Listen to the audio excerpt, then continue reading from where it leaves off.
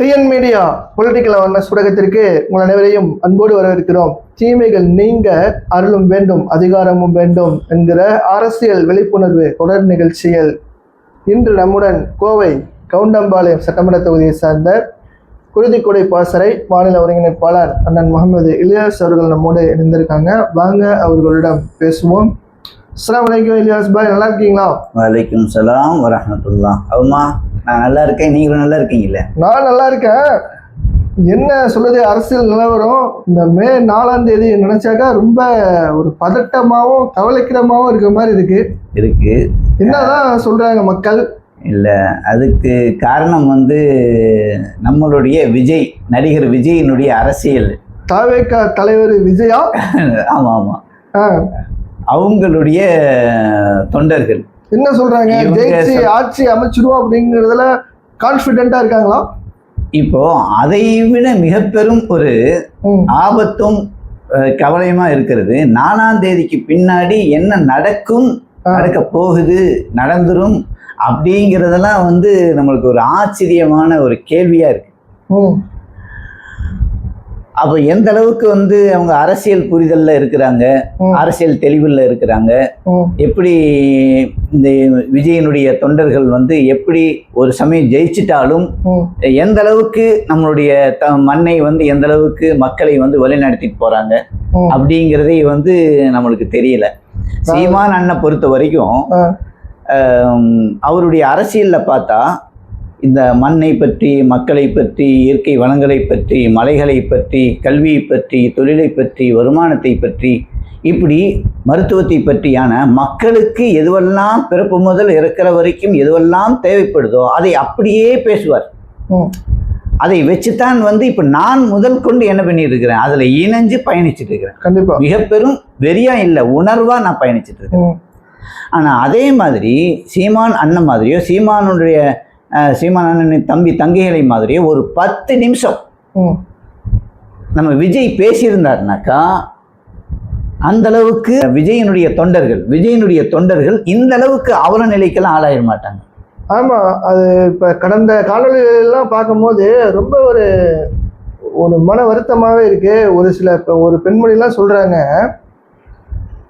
விஜய் மட்டும் ஜெயிக்கலை, விஜய் ஆட்சி அமைக்கல அப்படின்னா நான் குடும்பத்தோட தற்கொலை பண்ணிக்குவேன் அப்படிங்கிற அளவுக்கு சொல்றாங்க. அப்படின்னா எந்த அளவுக்கு அதாவது இப்ப நீங்க ஏற்கனவே சொன்ன மாதிரி ஒரு கருத்தியல்ல உள்வாங்கி நம்ம வந்திருந்தோம் அப்படின்னா இந்த அளவுக்கு ஒரு மட்டமான பேச்சு வராது. 5 வயசு அதுக்கு மேல இருக்கிற ஒரு பெண்மணியே இவங்க இப்படி சொல்றாங்க அப்படின்னா இளைஞர்களுடைய அந்த மனநிலை எப்படி இருக்கும்? குறிப்பா அந்த 18ல இருந்து 25 வரைக்கும் இருக்கக்கூடிய அந்த அவர்களுடைய மனநிலை எப்படி இருக்கும்? அதாவது பொதுவாகவே அது தோல்வியை தாங்க முடியாத ஒரு வயசு.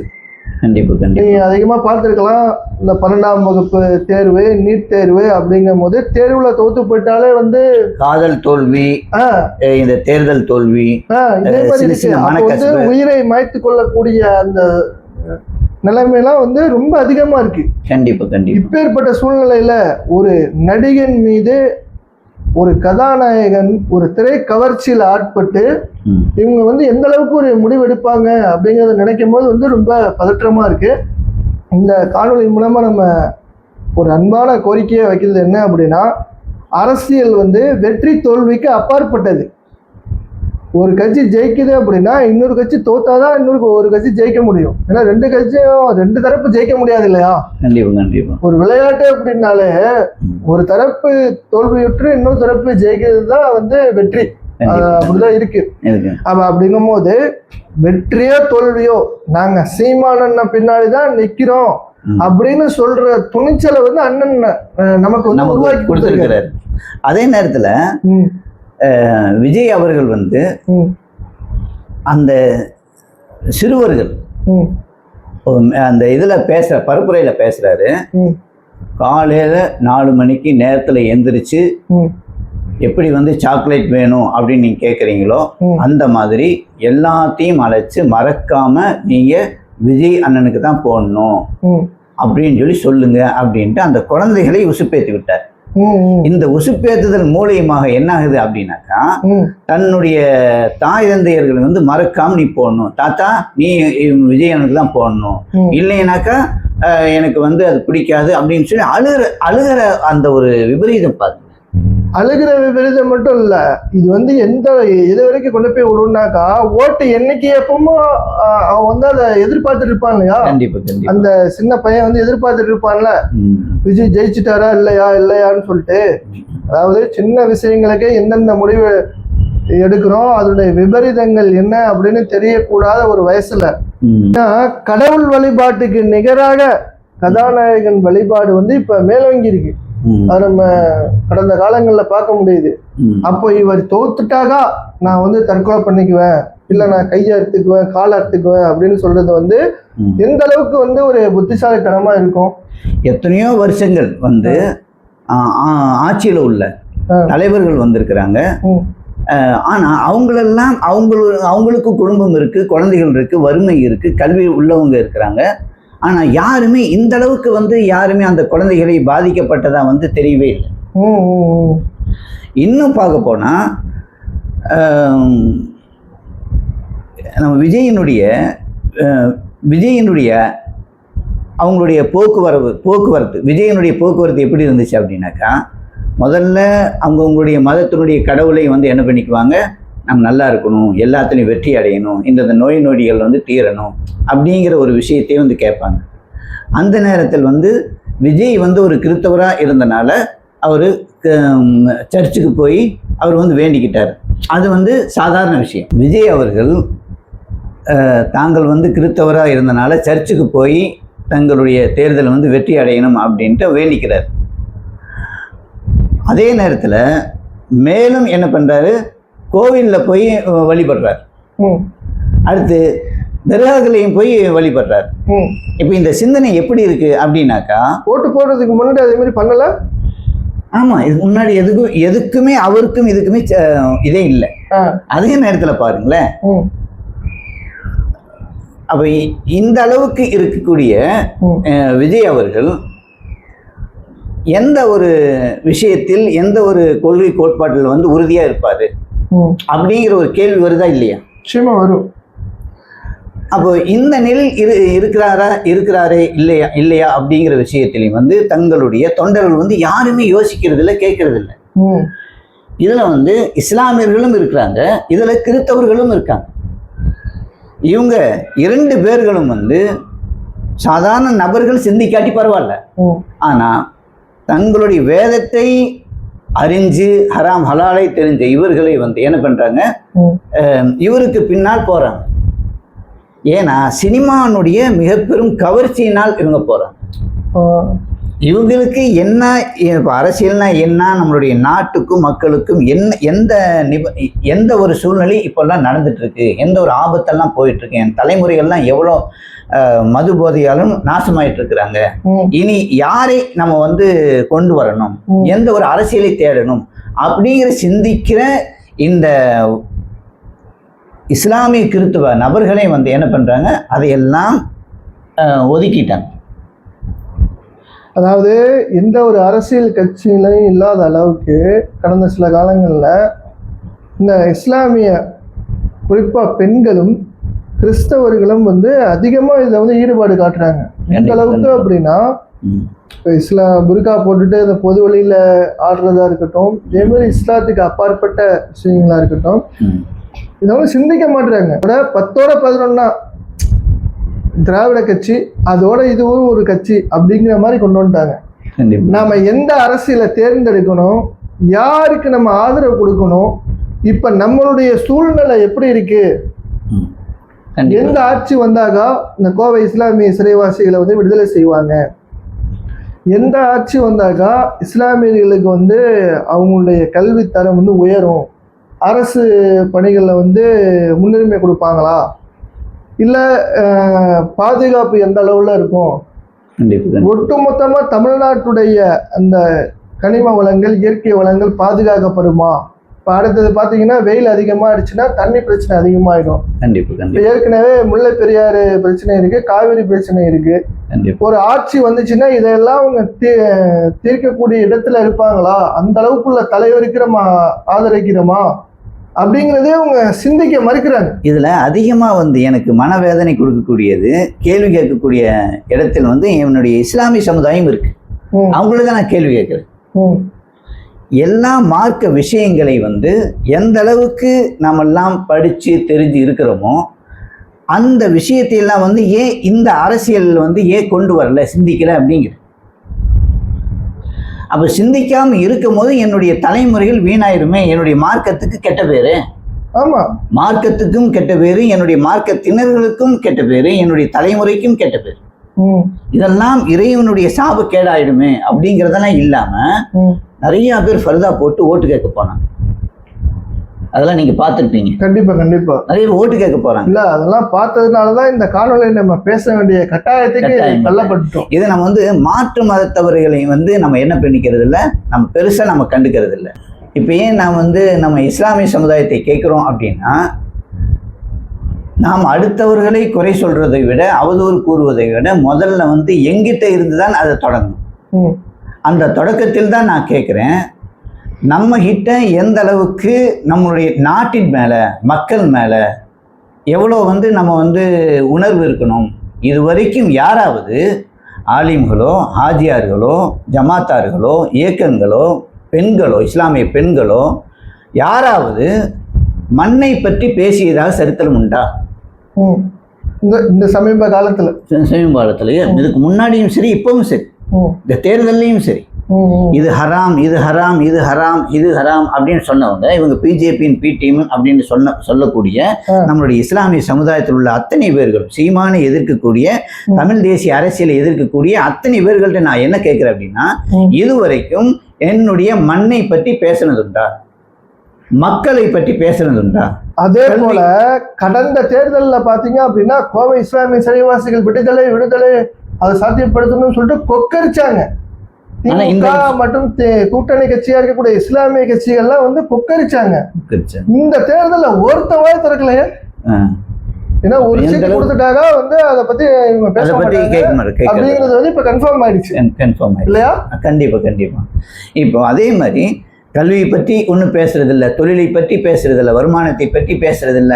ஆனால் இவங்களுக்கு ஒரு வருமானம் வேணும் அப்படின்னாக்கா வசூல் பண்ணி கொடுத்துட்டாக்கா இவங்க முழுமையான நன்மையை அடைஞ்சிட்டோம் அப்படிங்கிற ஒரு சிந்தனை தான் இவங்க எல்லாத்துக்குமே இருக்கே தவிர அப்படிதான் வந்து ஏற்படுத்தி வச்சிருக்காங்க. அப்படிதான் ஏற்படுத்தி வச்சிருக்கிறாங்க. அப்போ நாட்டுக்கும் நம்மளுடைய மார்க்கத்துக்கும் நாட்டுக்கும் சம்மந்தம் இருக்கா இல்லையா? என்னுடைய இஸ்லாமிய சமுதாயம் சொல்லணும், குறிப்பாக வாலிப சமுதாயம் சொல்லணும். ஏன்னா என்னுடைய வாலிப சமுதாயத்தை நம்ம ஹதீஸ்கள்ல நம்ம பார்க்குறோம். பிலால் ரலியல்லாஹு அன்ஹு அவர்கள் எந்த அளவுக்கு வேதனைப்பட்டும் தங்களுடைய மார்க்கத்தை ஈமானை இஸ்லாத்தை விட்டு விடாமல் இருந்திருக்கிறாங்க. அதே மாதிரி எத்தனையோ சஹாபாக்கள் இருந்திருக்கிறாங்க. எத்தனையோ வந்து இஸ்லாமியர்கள் நம்முடைய நாட்டுக்காக போராடி இருக்கிறாங்க. இதுக்கு முன்னாடி அப்படி போராடி இருக்கிறாங்க, இவ்வளோ இப்படி போராடி இருக்கிறாங்கன்னு சொல்லக்கூடிய நம்மளுடைய வாலிப சமுதாயம் பெண்கள் நல்லா சிந்திக்கணும். இப்போ நமக்கும் நம்மளுடைய நாட்டுக்கும் மக்களுக்கும் வந்து ஒரு பிரயோஜனம் இல்லையா அப்படிங்கிற கேள்வி வந்து நம்ம கேட்கணும் அப்படிங்கிறது தான் என்னுடைய ஆசை. இஸ்லாமிய வரலாறு எல்லாம் சொன்னீங்க, பிலால் ரலியல்லாஹு பற்றிலாம் சொன்னீங்க. ஆனா இப்ப சமகாலத்திலேயே நம்ம கூட வந்து ஒரு புரட்சியாளர் வாழ்ந்துட்டு இப்ப வந்து ஷஹீதா இருக்காரு பழனி பாபா அவர்கள். ஒரு இஸ்லாமியன் எப்படி வந்து கொள்கையை விட்டு கொடுக்காம எப்படி இருக்கணும், அதே சமயத்துல அவன் தமிழ்லாம் எப்படி அரசியல் பண்ணுங்கிறத வந்து கண் முன்னாடி விட்டு போயிருக்காரு, பேசியிருக்கிறாரு. மற்றவங்கள்ட்ட கேட்டு தெரிஞ்சுக்க வேண்டியது இல்லை, அவர் பேசுன பேச்சே ஆவணப்படுத்திட்டு போயிருக்காரு. கண்டிப்பா கண்டிப்பா. அதான் நம்ம பார்த்தாலே வந்து இந்த அளவுக்கு நம்ம இருக்கணும் அப்படிங்கிறது வந்து இப்ப இருக்கக்கூடிய இளைய சமுதாயத்துக்கு வந்து மிகப்பெரிய ஒரு ரோல் மாடலா இருக்கும். கண்டிப்பா முன்னுதாரணம் வாலிப சமுதாயம் தான் வந்து நம்முடைய இப்போ நம்முடைய இஸ்லாத்தை பரப்பக்கூடிய வளர்த்தக்கூடிய இடத்தில் அதிகமாக வாலிப சமுதாயம் தான் இருந்திருக்கு. ஆனா பெண்களும் இருந்திருக்கிறாங்க. அதுக்கு நேர் மாற்றமா என்ன பண்ணியிருக்கிறாங்க, இன்றைய அரசியல் மூலம் நம்ம மார்க்கத்தையும் நம்முடைய மார்க்கத்தினர்களையும் பல வழிகளில் சீரழிச்சிட்டு இருக்கிறாங்க, அவமானப்படுத்திட்டு இருக்கிறாங்க. அப்படிங்கிறதை வாலிப சமுதாயம் ஏன் சிந்திக்கல அப்படிங்கிறத என்னுடைய கேள்வி. நிச்சயமா சிந்திக்கணும். அதாவது எதனால நம்ம இஸ்லாமிய கிறிஸ்தவர் அப்படின்னு சொல்லி ஸ்பெஷல் மென்ஷன் பண்ணி பேச வேண்டியது இருக்குன்னா, தமிழ்நாட்டில் ஆட்சி அமைக்கணும் அப்படின்னா இஸ்லாமியர்களுடைய கிறிஸ்தவர்கள் ஓட்டு தான் வெற்றி தோல்வியை தீர்மானிக்குது. அப்போ ஒரு அரசாங்கத்துக்கு வெற்றி தோல்வியை தீர்மானிக்கக்கூடிய இடத்துல இருக்கிற நம்ம கொள்கைன்னா ஒன்றும் தெரியாது, தெரியல, ஒரு கோட்பாடு கிடையாது, ஒன்றும் இல்லை, ஜெயிச்சாக என்ன பண்ணுவாரு, என்ன நலத்திட்டம் கொடுப்பாருன்னு தெரியாது, ஒண்ணுமே தெரியாம கண்மூடித்தனமா ஆதரிக்கிறாங்க அப்படின்னா அது எவ்வளவு பெரிய ஆபத்துல விடும் அப்படிங்கிறத நம்ம சிந்திக்க வேண்டியது இருக்கு. பணத்திற்கும் பதவிக்கும் அடிமையாய் நாம போயிட்டோமே, அது எந்த அளவுக்கு நம்மளுடைய ஈமானுக்கு மிக பெரும் கேடு. நம்மளே இப்படி இருக்கும்போது நம்மளுடைய தலைமுறைக்கும் எவ்வளோ பெரிய ஒரு ஆபத்தானது, ஈமானுக்கும் நம்மளுடைய வாழ்க்கைக்கும் எவ்வளோ பெரிய கேடு அப்படிங்கிற விஷயத்தையும் ஏன் சிந்திக்கல அப்படிங்கிறதான் என்னுடைய வாலிப சமுதாயத்திடம் நான் கேட்குற கேள்வி. இதெல்லாம் சிந்திச்சு பார்க்கணும். அதாவது நம்ம எந்த அரசியல் கட்சியை ஆதரிக்கிறோம் அப்படிங்கிற தெளிவும் கிடையாது. இது இல்லாமல் இதுக்கு ஒரு படி மேலே போய் நான் இந்த நடிகன் தோத்துட்டா இவங்க ஆட்சி அமைக்கலை அப்படின்னா நான் உயிரை மாய்த்து கொள்வேன் அப்படிங்கிறது எவ்வளவு பிற்போக்குத்தனமாக இருக்குது, எவ்வளோ ஒரு முட்டாள்தனமான ஒரு செயலாக இருக்கும். இந்த இளைய சமுதாயம் குறிப்பாக நம்முடைய தம்பி தங்கைகள் இதை கவனத்தில் கொள்ளணும். அரசியலில் வெற்றி தோல்வி இருக்கும். இந்த முறை ஜெயிக்கிற கட்சி அடுத்த முறை தோக்கும், கடந்த முறை தோத்த கட்சி இந்த முறை ஜெயிக்கும். கண்டிப்பா அரசியலை பொறுத்த வரைக்கும் இந்த முறை தோத்துட்டாங்க, அடுத்த முறை ஜெயிச்சுக்கலாம். உயிரை பொறுத்த வரைக்கும் இந்த தடவை செத்துட்டாக்கா அவ்வளவுதான் முடிஞ்சிருச்சு. அதுவும் இளைய சமுதாயத்தை நம்பி அவங்களுடைய பெற்றோர்கள்லாம் அவ்வளோ கனவு கண்டு வச்சிருப்பாங்க.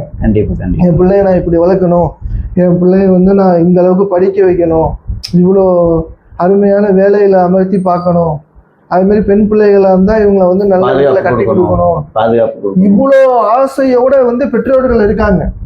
பெற்றோர்களுடைய மனதை நாம் குளிர வைக்க போறோமா, அல்லது கூத்தாடிக்காக ஒரு நடிகனுக்காக நம்மளுடைய உயிரை இழந்து நம்மளுடைய பெற்றோர்களையும் தன்னை சார்ந்திருக்கக்கூடிய அனைவரையும் கவலையில் ஆழ்த்த போறோமா அப்படிங்கிறத நீங்க சிந்திக்கணும். அது மட்டும் இல்லாம இஸ்லாத்தில் தற்கொலைக்கு அனுமதியே இல்லை.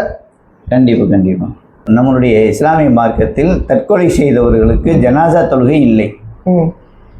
அதன் அடிப்படையில் நம்ம சிந்திக்கணும். ஏன்னா உலகத்திலேயே மிக பெரும் சொத்தை ஆரோக்கியம்தான்.